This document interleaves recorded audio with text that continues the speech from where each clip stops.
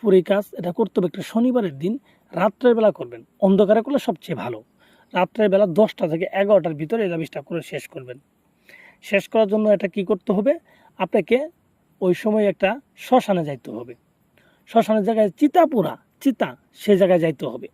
তো এখানে বলতে পারেন ভাই একা গেলে তো সমস্যা, একা না, আপনি 2, 4 জন 5 জন নিয়ে যাইতে পারবেন, সমস্যা নেই, তাদের সাইডে বসায় রেখে আপনি কাজ করবেন। তো ওই জায়গায় গিয়ে যেখানে চিতা পোড়া সেই জায়গায় একটা কালো কাপড় বিছিয়ে আপনি মাঝখানে মোমবাতি জ্বলাই আপনি সুন্দরভাবে বসবেন।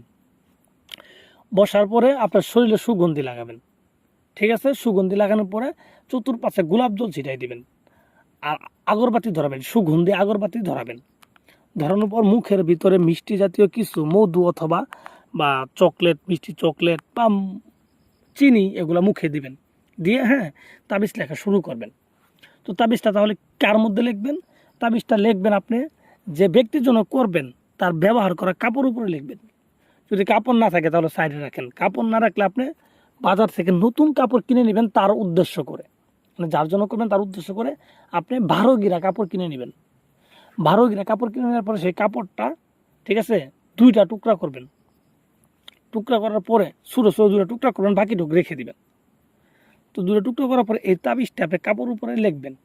কি কালি দিয়ে লিখবেন? আপনি এখানে কাম সিঁদুর, কুমকুম, ঠিক আছে, এগুলো মিশ্রিত করি আপনার এখানে নিজের রক্ত বা বীর্য বা থুথু, পরিশেষে যদি এগুলো না দিতে পারেন থুথু দিবেন, দিয়ে এটা কালিটা মিশ্রিত করবেন। মিশ্রিত করার পরে আপনি ডালিম গাছের ডাল কাটি কলম বানাবেন, ঠিক আছে? ডালিম গাছ না পাইলে মিষ্টি ফলদার গাছের ডাল কাটি কলম বানাবেন।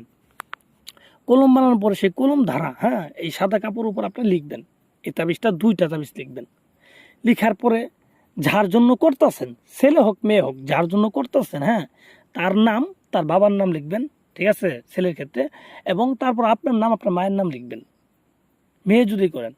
আর কোনো ছেলে যদি করেন তাহলে মেয়ের নাম, মেয়ের মায়ের নাম লিখবেন, তারপর আপনার নাম, আপনার বাবার নাম লিখবেন।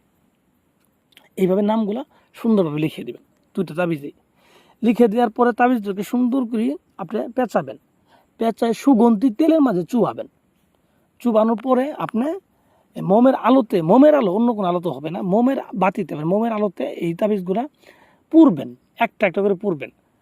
যার জন্য করতেছেন তার কথা মনে মনে ভাববেন আর এগুলো পুরবেন। এভাবে আপনি কাজগুলো সম্পন্ন করবেন। আমি চ্যালেঞ্জ করলাম 72 ঘন্টার ভিতরে সে যদি সৌদি আরবে থাকে ওখান থেকে আপনি যোগাযোগ করতে বাধ্য, যেখানেই থাকুক। এগুলো পরীক্ষিত, মুখের চাপা না, পরীক্ষিত।